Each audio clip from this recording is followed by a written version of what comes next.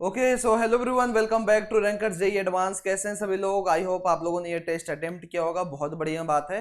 काफी बच्चों का यार रिस्पांस आया। 300 बच्चे ने लगभग अटेम्प्ट किया टेस्ट और काफी लोगों ने सही जवाब दिया, काफी लोगों ने नहीं भी अटेम्प्ट कर पाया।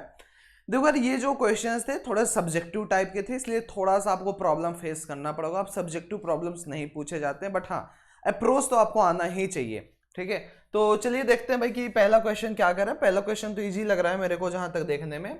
Find the domain of the following function. पहले फंक्शन को हम उठाते हैं और एफ ऑफ एक्स अपने को क्या दिया है, क्योंकि भैया ये तो रूट में कुछ बड़ा सा मामला दिया गया है और ये 1 माइनस एक्स है। चलिए भाई प्लस, और यहाँ पे क्या दिया भाई, root over sine inverse x दिया गया है। अब क्या करना है, क्योंकि भैया अब ये दो दो रूट्स अपने को दिख रहे हैं ना, क्योंकि एक ये रूट दिख रहा है और एक ये रूट दिख रहा है। अब हम क्या करते हैं कि पहले तो इस रूट को बात करेंगे कि ये जो चीज लिखा हुआ है अंदर ये क्या होगा, क्योंकि भैया ये ग्रेटर और इक्वल टू 0 होना चाहिए। एंड ये जब दो function f of x plus minus g of x के फॉर्मेट में रहते हैं तो हम क्या कहते हैं, क्योंकि भैया इस केस में हम ये कहानी कहने जा रहे हैं। और ये जो साइन इनवर्स एक्स भाई साहब हैं ये क्या होने चाहिए, ग्रेटर देन और इक्वल टू भी लग सकता है, यहाँ पे ये कहानी हो सकती है। ठीक है, अब देखते हैं भाई कि और क्या हम इसमें कहानी देख सकते हैं। जैसे इसे अगर हम सॉल्व करते हैं पहले इक्वेशन को, तो आप ध्यान से देखोगे तो क्या मिल जाएगा, क्योंकि भाई उधर जाएगा ये 2 के पावर x हो जाएगा प्लस 2 डिवाइडेड बाई 2 के पावर x लिख सकता हूं इस चीज को, क्योंकि बिल्कुल लिख सकते हैं। ये लेस और इक्वल टू होगा 3 के। अब देखना है यहाँ पे, अगर मैं कहता हूं भाई कि पुट कर दो 2 के पावर x को t, थोड़ा सा लेंदी जाएगा, t plus 2 by T is equal to less और इक्वल टू 3। क्या मिल गया, T square plus 2 is less और equal to 3t, because t is positive integer, इसलिए हमने डायरेक्टली मल्टीप्लाई किया, नहीं तो इधर लेके आते इसे।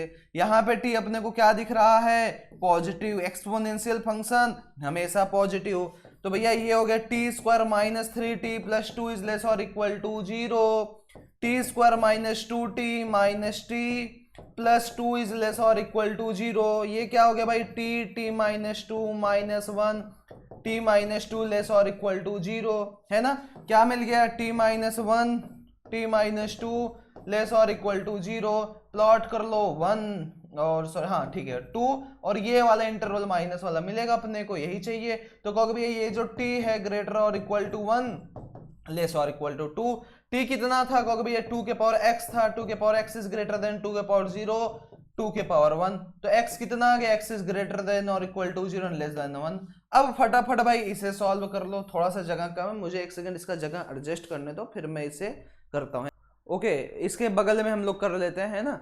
तो ये हो गई भाई पहली कहानी, इसके बगल में देख लेते हैं यहीं पे, फिर मैं इसे इरेज कर दूंगा, तो इसलिए आप लोग इसे काइंडली नोट डाउन कर लेना।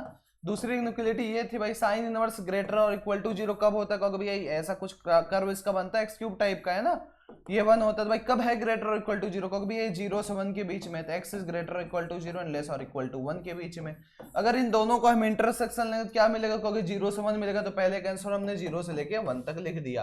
क्लियर, क्लोज्ड इंटरवल बेसिकली आप यहाँ पे लगा सकते हो बिना किसी दिक्कत के, क्योंकि ऊपर है तो 0 हो सकता है। ठीक है, मैं इसे इरेज करने जा रहा हूँ, है ना। इसे इरेज करते हैं और ये वाला सवाल देखते हैं। क्या कहा जा रहा है भाई, f of x is equal to 1 divided by root, ये ग्रेटेस्ट इंटीजर एक्स स्क्वायर है 10 माइनस ग्रेटर। हालांकि जब एग्जाम में रहेगा तो ये मेंशन रहेगा कि ये क्या रिप्रेजेंट कर रहा है, यहाँ पे मेंशन है बट ये ग्रेटेस्ट इंटीजर ही है। तो अगर ये भाई साहब नीचे हैं तो मैं क्या कह सकता हूँ, क्योंकि भैया ये जो चीज है ये शुड बी ग्रेटर देन 0। क्या इक्वलिटी होल्ड करेगी, क्योंकि बिल्कुल इक्वलिटी होल्ड करनी ही नहीं है। अब देखो कैसे सॉल्व करें, क्योंकि भैया ये आपका 10 है और ये 16, 8 दूनी 16, तो 8x minus 2 times greatest integer of x plus 16 should be greater than 0 only. And here greatest integer x अगर हम कॉमन लेते हैं ग्रेटेस्ट इंटीजर है, हालांकि आप t मान के भी आसानी से इसे कर सकते थे। Greatest integer x minus 8 and it's greater than 0। क्या हो गया, ग्रेटेस्ट इंटीजर x माइनस 2 हो गया और यहाँ पे ग्रेटेस्ट इंटीजर x माइनस 8 हो गया, और ये भैया हो गए ग्रेटर देन 0। अब रख लो, क्योंकि भैया ये आपका एक तो ग्रेटेस्ट इंटीजर की बात हो रही है, एक तो 2 पॉइंट है, एक तो 8 आया, एक तो इधर का इक्वलिटी आ गया, एक तो इधर का आएगा। तो greatest integer of x should be less than 2, है ना, क्योंकि बिल्कुल सही बात। इक्वलिटी हम यहाँ पे नहीं लगाने जा रहे, गलती से भी मत लगा देना, जैसा भी यहाँ पे गलती से लिखा। और ये should be greater than 8। Clear. अब ये तो देखो कई बच्चे इसी को आंसर मेंशन कर देते हैं, गलत है ये ग्रेटेस्ट इंटीजर एक्स की बात है, एक्स कहां से कहां तक लाई कर सकता है। अगर अच्छा ध्यान से समझना, greatest integer should be x less than 2।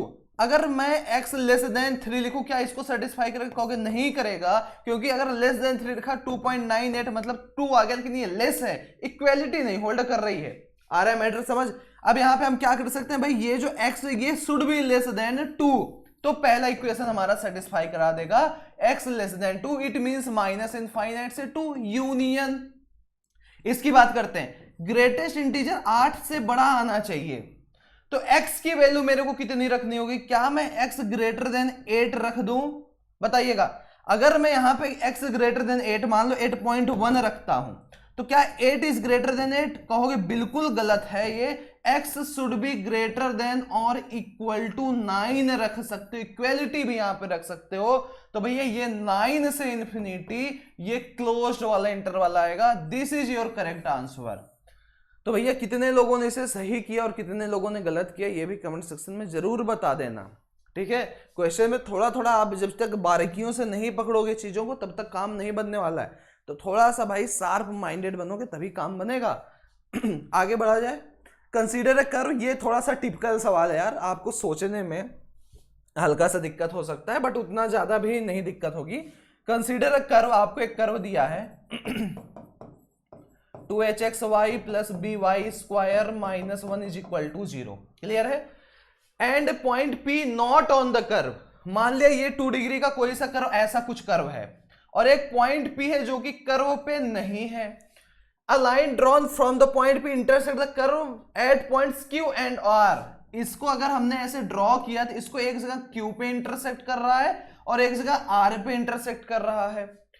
Okay, if the product PQ into PR, okay भैया देख लेते हैं। अगर ये PQ, suppose PQ R1 distance है, और अगर हमने कहा भैया ये जो PR डिस्टेंस है और ये डिस्टेंस हमने बोल दिया R2 है, इट मींस इसने क्या कहा भाई, PQ into PR, it means R1 R2 is independent of the slope of the line. इस लाइन का स्लोप हम मानते हैं कि tan थीटा है, ठीक है, इस लाइन का स्लोप हम मानते हैं tan थीटा है। तो भाई R1 R2 जो है is independent of theta. Simply ये करना था आपको काम।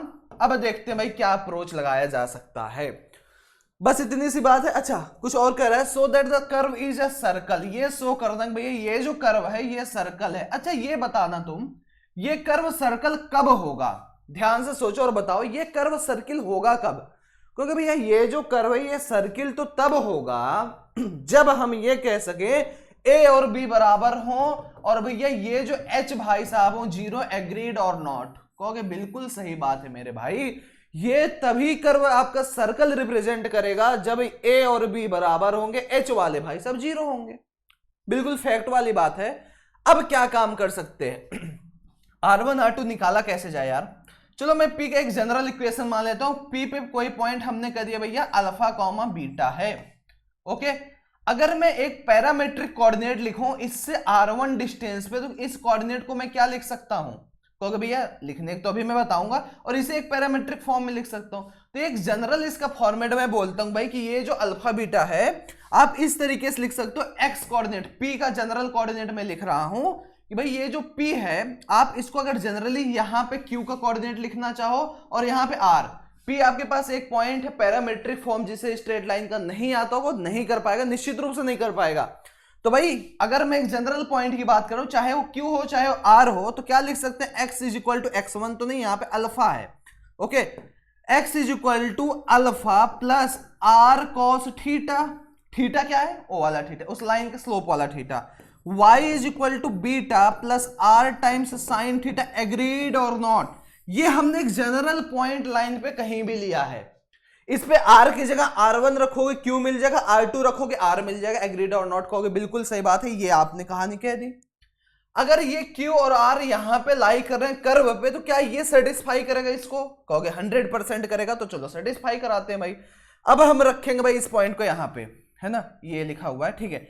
a टाइम्स x की जगह alpha plus r cos theta का स्क्वायर, और यहां पे 2 टाइम्स एच एक्स वाई, तो 2h x की जगह मैं क्या लिख दूं? क्योंकि भैया alpha plus r cos theta लिख दो और beta plus r sin theta लिख दो, हाँ या ना? क्योंकि बिल्कुल सही बात है भाई, ये हमने कर दिया।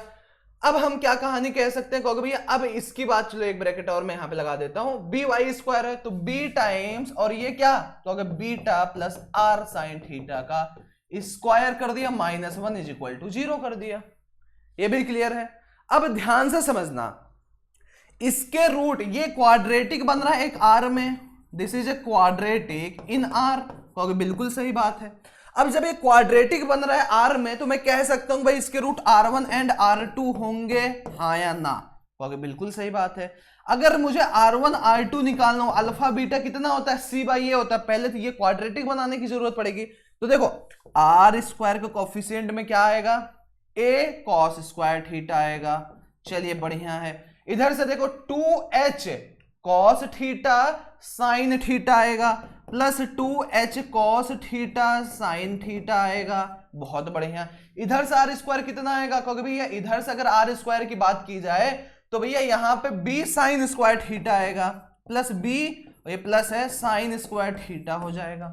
ओके, अब देखो आर के कोफिशिएंट से क्या तुम्हें कोई मतलब है, क्या ये फालतू की कैलकुलेशन तुम करने जा रहे हो, कहोगे बिल्कुल नहीं करने जा रहे हैं, क्योंकि R1 R2 जो होगा, ये जो क्वाड्रेटिक बन रहा है आर स्क्वायर, यहां पे आर कितना होगा, C/A होगा ना।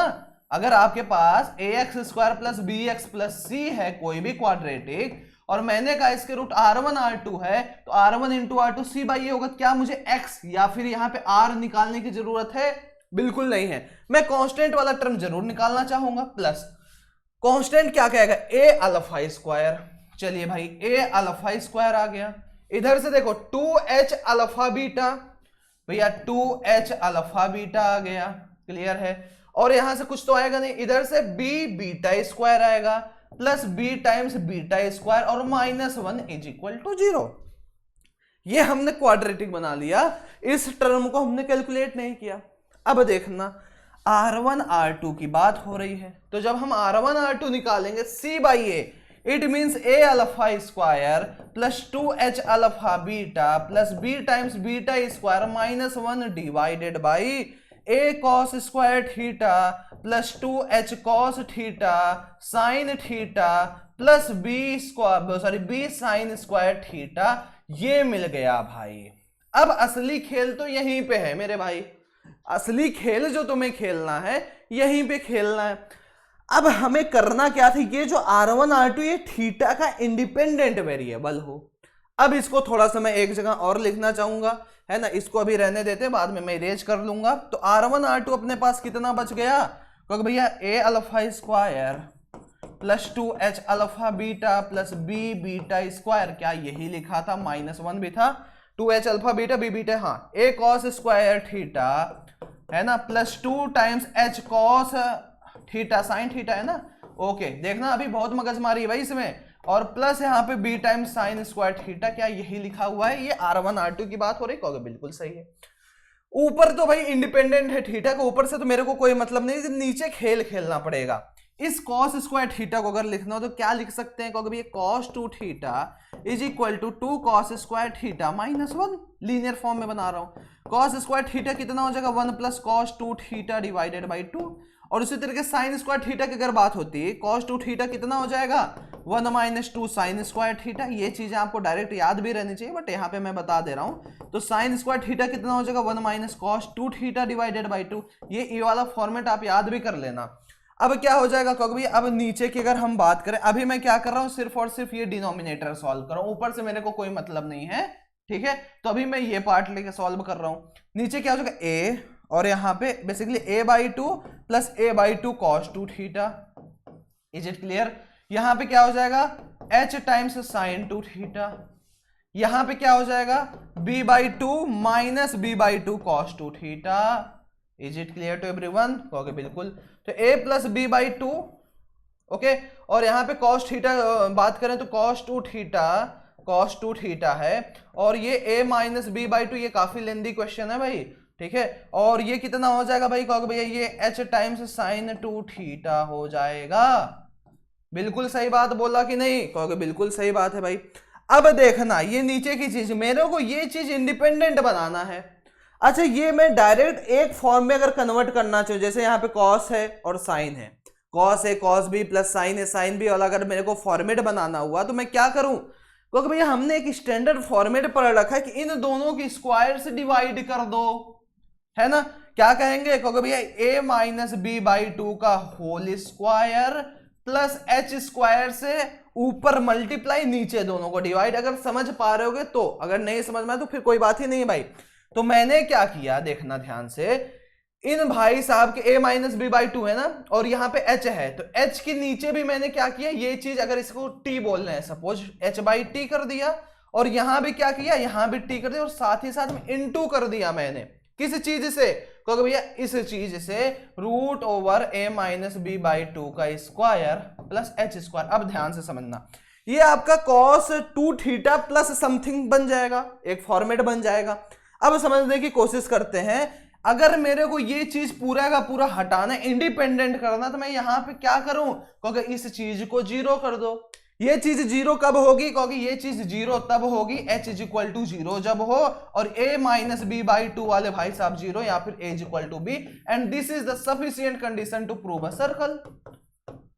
बस यही आपको प्रूव करना था। हो सकता है भाई यहाँ पे कई बच्चे, अरे यार तुम लोग समझने की कोशिश करो, जैसे अगर मान लो cos theta plus sine theta लिखा रहता था, तो ऐसा तुमने कई बार किया होगा यार, यहाँ पे 1/√2 कर दिया, यहाँ भी 1/√2 कर दिया, क्लियर, और यहाँ पे तुमने √2 से मल्टीप्लाई कर दिया। अब इसे तुम sin π/4, इसे तुम cos π/4 लिखते थे, फिर आप sin a plus b cos a plus b जिसमें मर्जी बनाते थे। अरे वही चीज तो यहाँ पे किया है, जैसे यहाँ पे a/2 है, यहाँ h है, यहाँ 1 1 था, इसलिए हमने 1/√ओवर इसका स्क्वायर 1 का स्क्वायर 2 करते थे, वही चीज हमने यहाँ किया है।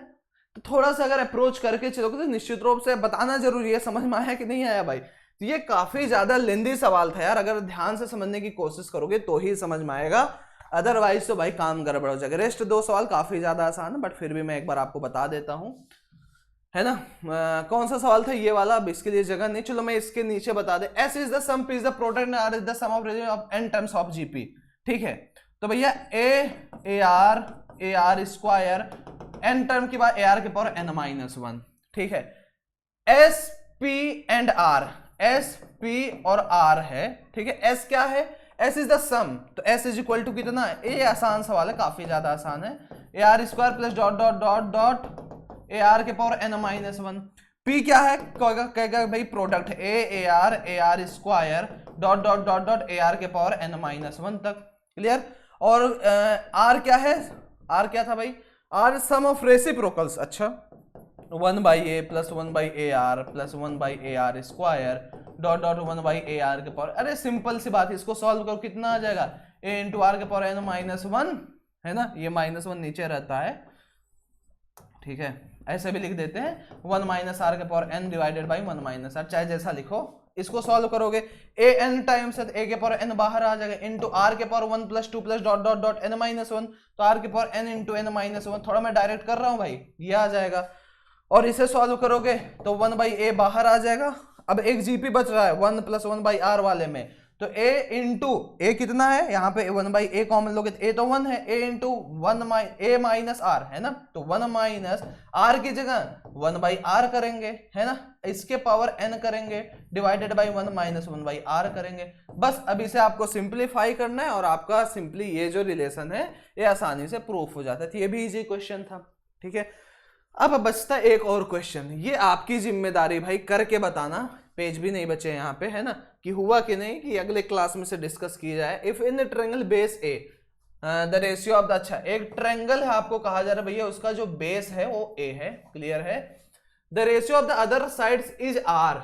अच्छा अगर ये बी है और ये सी है, अगर ये बी है तो बी बाई सी आर है, तो भैया ये जो सी है कितना हो जाएगा, बी बाई आर हो जाएगा, है ना। तो भैया इस बी को हम क्या कर सकते हैं, चलो बी को हम सी आर लिख देते हैं, और हमने क्या बोला, बी बाई सी जो है आर है, तो भैया ये जो बी है ये सी आर लिख दो और ये सी लिख दो, ये भी लिख सकते हैं, या फिर आप दूसरा कोई भी मैटर यूज कर सकते हो, तो ए सी सी आर हो गया। So that the altitude of the triangle is less than और इक्वल टू, अब एल्टीट्यूड हम यहाँ से ड्रॉ करेंगे, थोड़ा सा इसमें ट्रिग्नोमेट्रिक रिलेशंस लगाएंगे तो सॉल्व हो जाता है, कोई ज्यादा बहुत यहाँ पे आपको दिक्कत नहीं आती है, ठीक है।